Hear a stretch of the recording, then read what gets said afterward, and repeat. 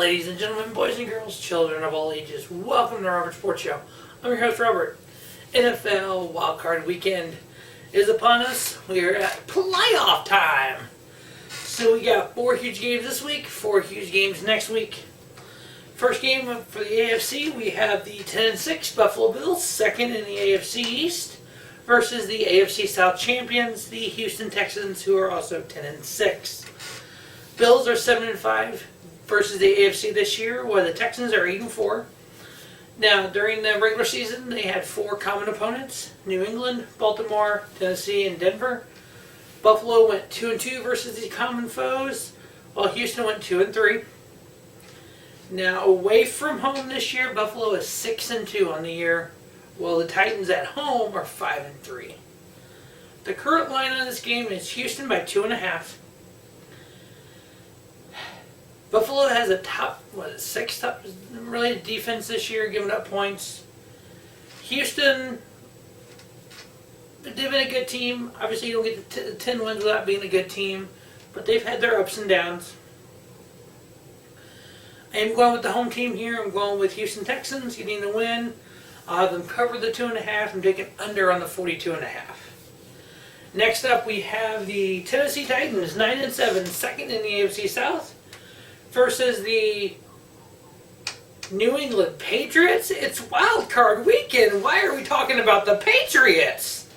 AFC East champions, 12-4 in the regular season, tied for the second best record of the regular season.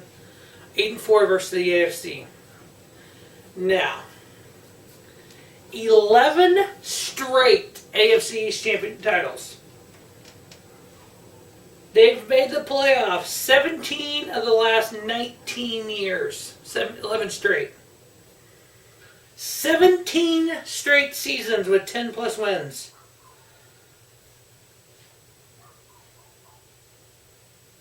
$19 straight 500 more seasons, all under Belichick. 17 with 10 more wins. In the playoffs, all time. They are also, and this is in the Brady Belichick and the Belichick era. They've had 4 wild card appearances. This is number 4. They're 2-1. They normally first round buys every year. Division title, division round, 13-2. AFC title game, 9-4. 8 straight AFC title games. 6-3 in the Super Bowl during that time. Belichick as a head coach, a 743 winning percentage since 2000 with New England, averaging 12.4 wins a season, 30-10 in the playoffs, which is a 750 winning percentage.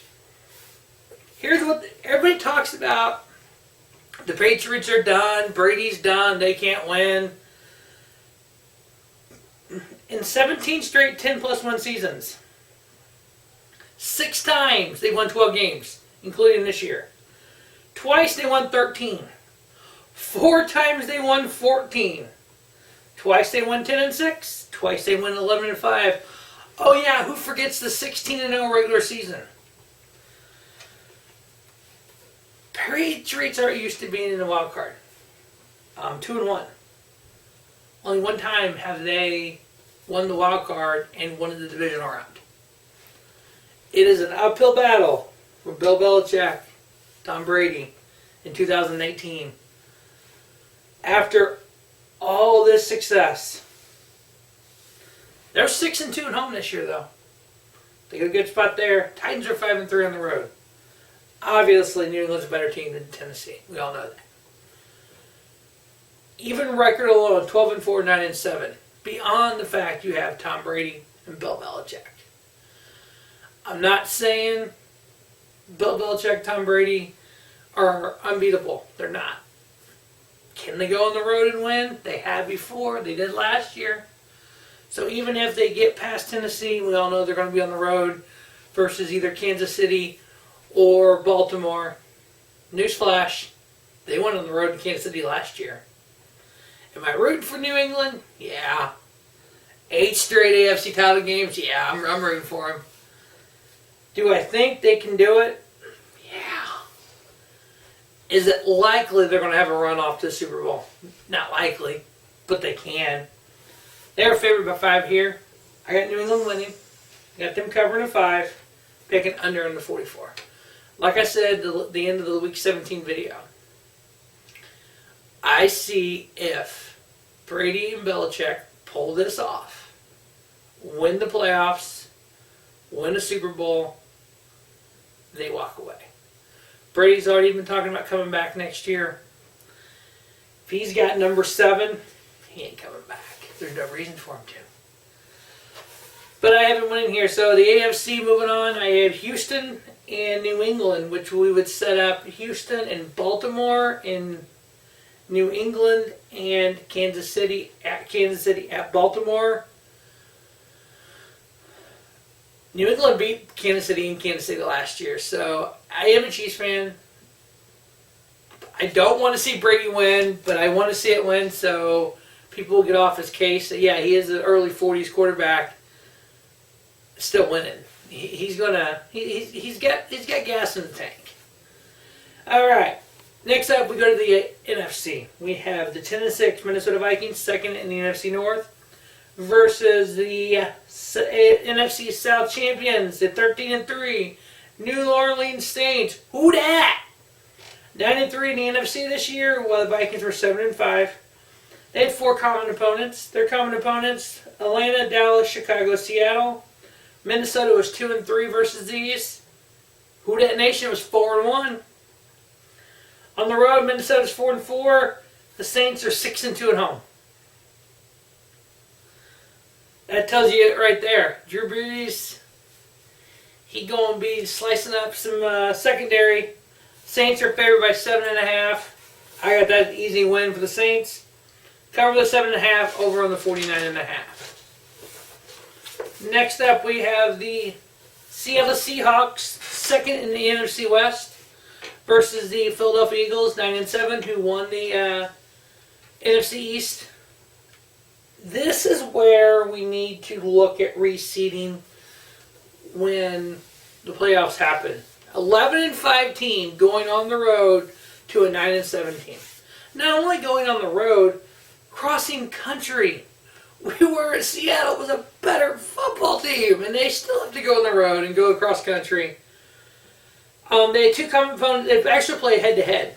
And Seattle actually won the head-to-head 17-9. Their 2 common opponents, Atlanta and Minnesota. Seattle went 2-0. Philadelphia went 0-2. On the road this year, Seattle is 7-1. Eagles are 5-3 at home. The line is just, I don't think is a... Seattle favored by 1.5? You're only giving Seattle 1.5. Because they're on the road and have to travel across country. I get it. There's no way Seattle didn't win this. Seattle win, cover the 1.5, under on the 45. This game should be in Seattle. Alright, so those are my picks for the wildcard weekend. Seattle, New Orleans winning. So that means we get New Orleans and, oh my God, who was the second team in, wow, I just forgot who the freaking... Because San Fran is the number 1 seed. I forgot who the fucking number 2... Oh, Green Bay. So we'll have Green Bay and New Orleans in Green Bay. We will have Seattle and San Fran in San Fran. That ought to be intriguing. Division rivals in the divisional series. That's awesome. I love it. Alright, now last week, week 17, I went 10-6 on straight up picks. 5-11 against the spread, 9-7 on the over/under. That brings me a yet-to-date total of 173-82-1 on the straight-up picks, 118-138 against the spread, 129-127 over/under. Now, as I look back over the last 3 years, 2017 season, 2018 season, now 2019. Straight up picks, wins, I got 169 to 156 to 173. All 3 years I've done all the games. Against the spread, I've kind of gone down a little bit. I was at 138, 117, 118. Over under 135, 133, and 129. I don't think it's been too bad. It's been a great run. I've been enjoying it.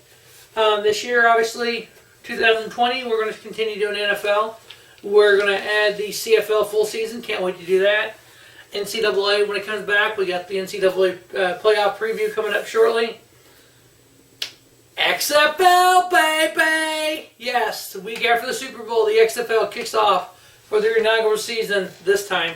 It's kind of their second season, but we'll see what happens. I know I'm in the St. Louis area, St. Louis Battlehawks.